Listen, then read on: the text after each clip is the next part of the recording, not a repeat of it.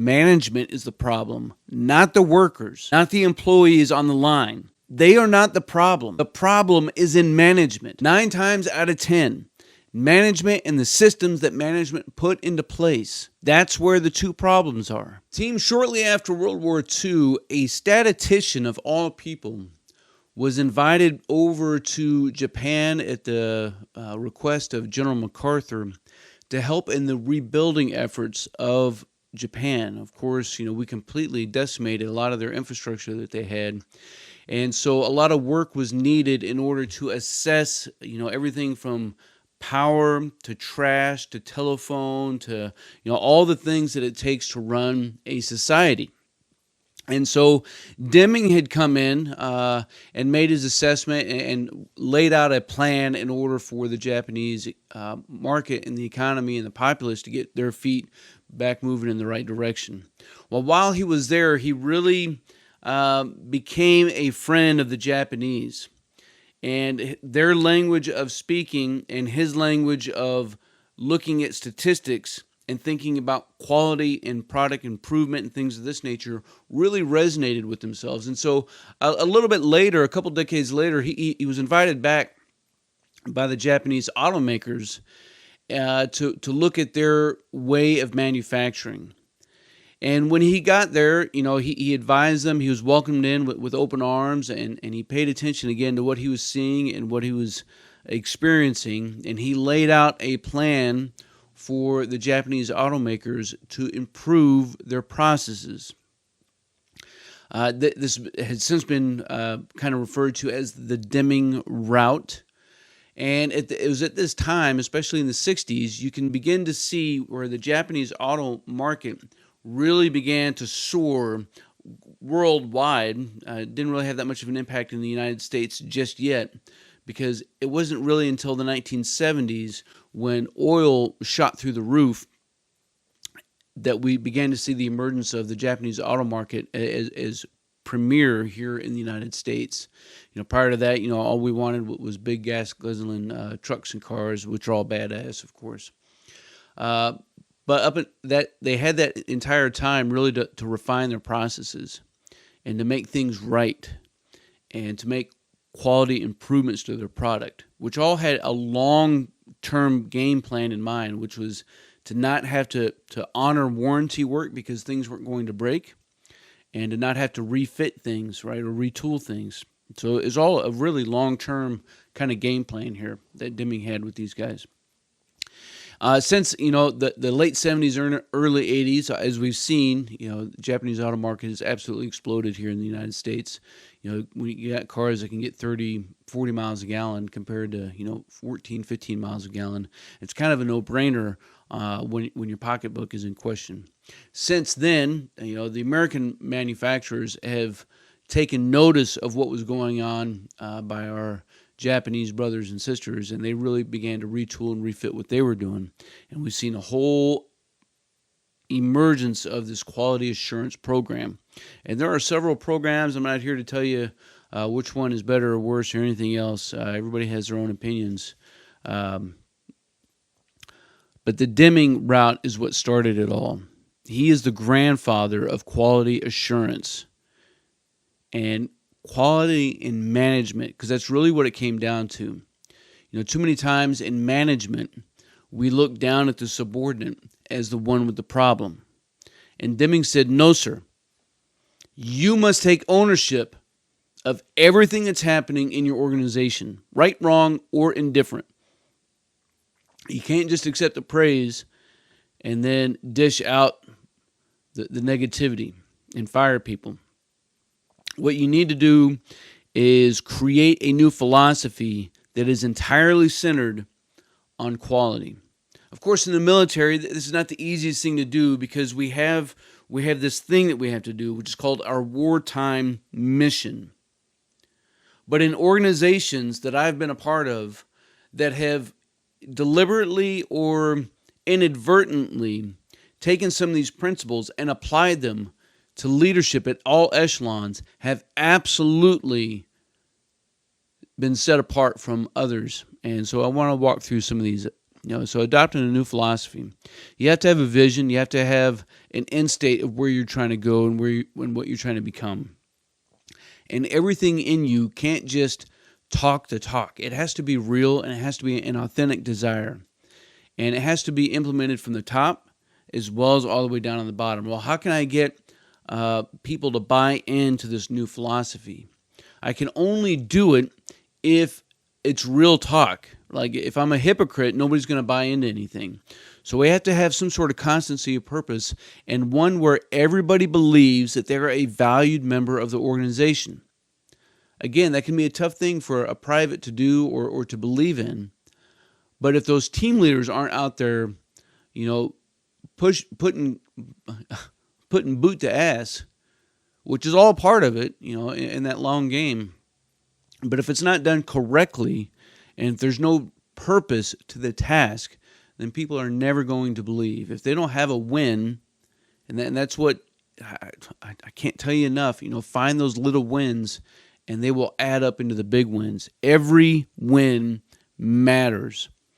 Ceasing dependence on inspection was another principle, and this is something that we kind of suck at across the board. And it's not just the military. It's everybody wants inspections because it's something that is quantifiable. And so I can send an inspector out. But the problem is that we all know is that people prepare for inspections. And that is a problem. If you are preparing for an inspection, that means that you weren't doing the right thing on the front end, which leads to one of two solutions moving forward. You either rewrite the rules so that it reflects what people are actually doing or what they may do, or you hold those people accountable. But if an inspector comes and you get a poor grade and you have a reassessment, and then all of a sudden you pass, and you can just go back to the way that you were doing things, that inspection did absolutely nobody any good. And so inspections are a good thing, right? But we should do them as sampling of batches, as opposed to, this is what auto manufacturers were doing a long time ago, is they would inspect each and every single widget that was created, each and every single widget. And so when you do that, what you're saying is that there is no quality built into the product in the first place. And so what I need to do is I need to build quality into the product, and then out of 100, let me check 10. If those 10 are bad, or if a portion of that 10 is bad, then I can go check another sampling of 10 or 20% and see if there was something wrong with the whole batch or not. But now I can decrease the amount of time that I'm wasting on inspections. The next one that he really wanted to institute was on the job training. And this is something that, of course, we get extremely well in the military. We have constant training on the job. And so I'm not talking necessarily about institutional training. I'm talking about your JOB training. When somebody comes in, there's a lot of time that is given through running individual tasks, team tasks, collective tasks, for people to really begin to master their craft. We kind of do a poor job of explaining that on-the-job training that we do, as well as the cross-training that happens, right?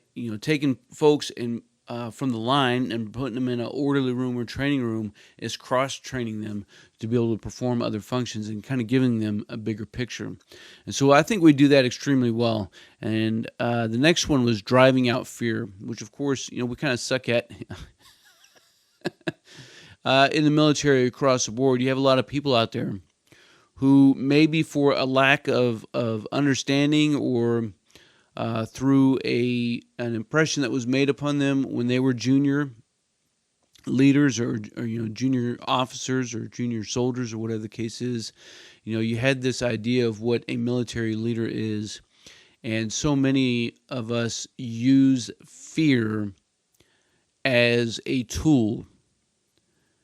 And so people begin to do things not out of respect for the senior, but out of fear for the rank or the position.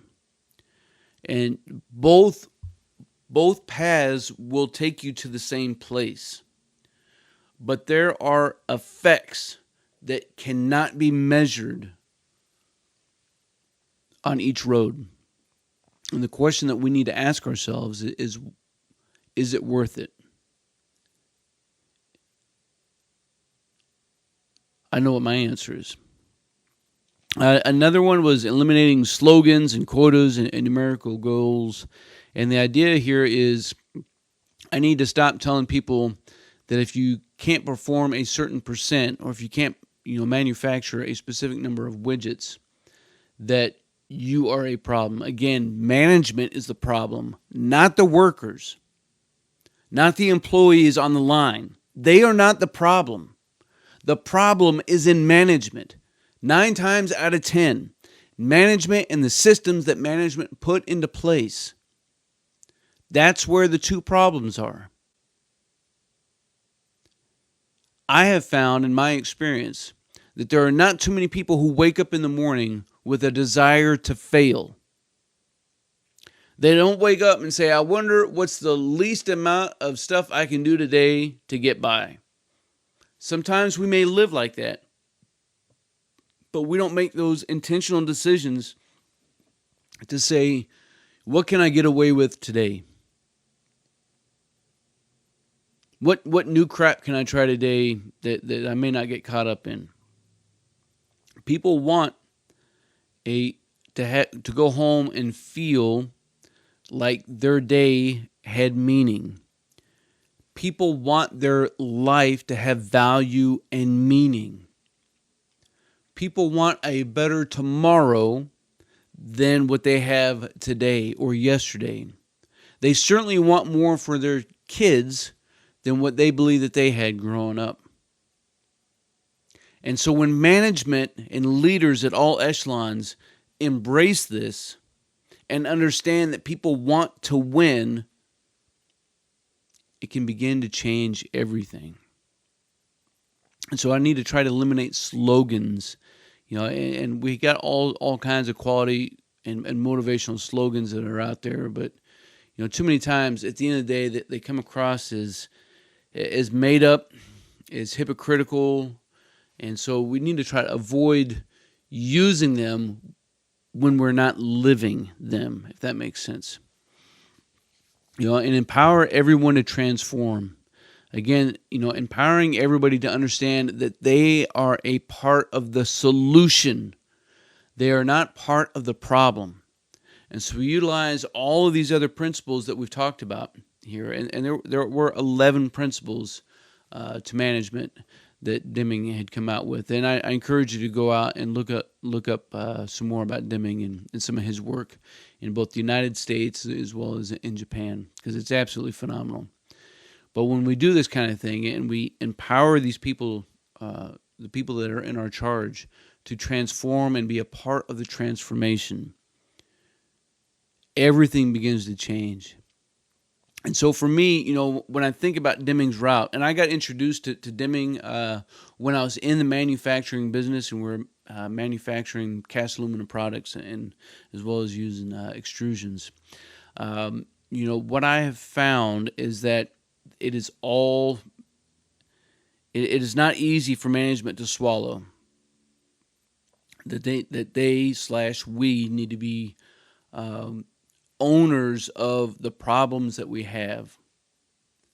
It cuts against the grain of our ego and our pride, because it's too easy to want others to conform to us, as opposed to, and not suggesting that we conform to somebody else, but that we all conform to this idea that we have moving forward, and that idea is value-based.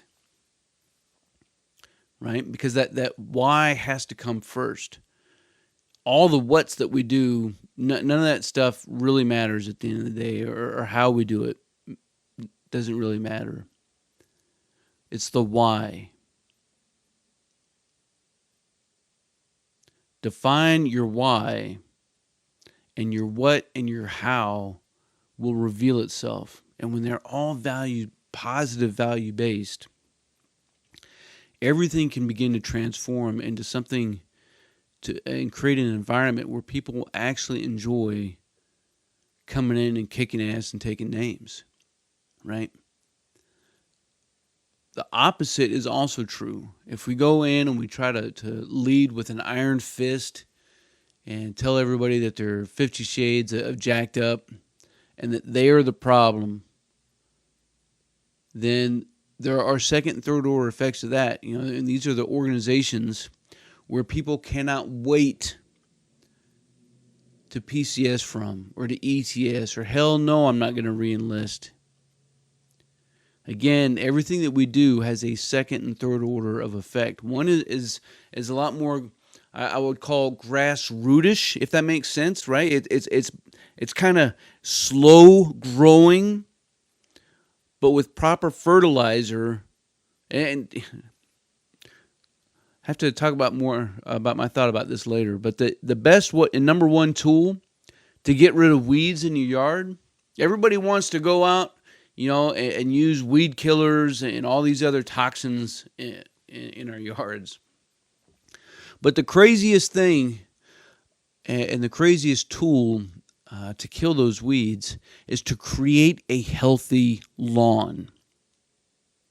If you have a healthy lawn, the roots of your grass will, not permit weeds to begin with, but they will actually choke them out all by themselves. So water and a little bit of fertilizer is actually better weed control for that long game, which is what we want, than using Roundup or any other, chemical. Kind of crazy when you think about it, and how that may impact our approach to leadership. So I hope you enjoyed the content of this one, team. If you did, make sure you leave some comments down below as we all continue to master our craft and grow and enlarge a community that is seeking to make ourselves and those who are in our charge a little bit better. I appreciate all you guys, man. Until then, you stay out there, you keep grinding, and you stay stoked.